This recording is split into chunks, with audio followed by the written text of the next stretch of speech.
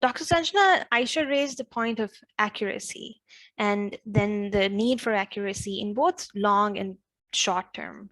What is your take on how the media can be more responsible while reporting on a war? Well, firstly, just please call me Sanjana.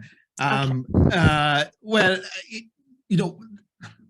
what is the media is I think, a useful starting point.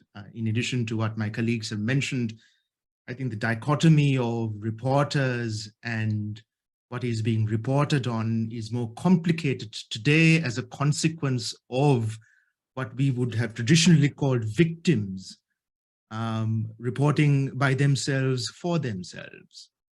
And this has evolved, starting from, say, SMS through to what they have now in the palms of their hands, that allow them to bear witness to what they are faced with without any intervention or editorial oversight from what we would traditionally call the media sector or journalists.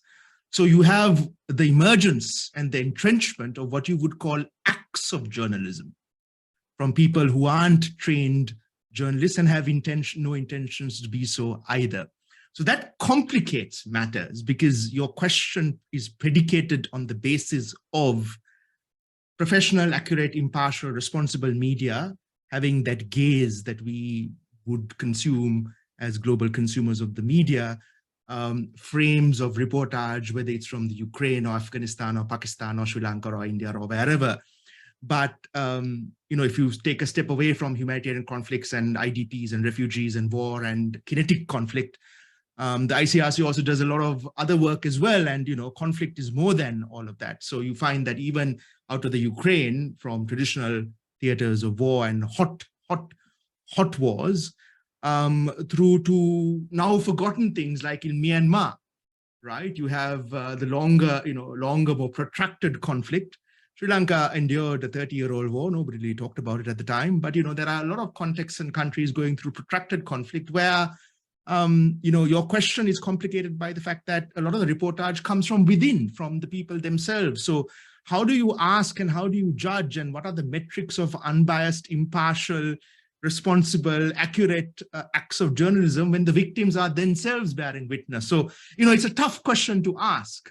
And I'll end by saying that, we can talk till kingdom come around all of this, but I think that, one of the things that is that sometimes the issue is more complicated as a consequence of parties to the conflict owning the narrative as well.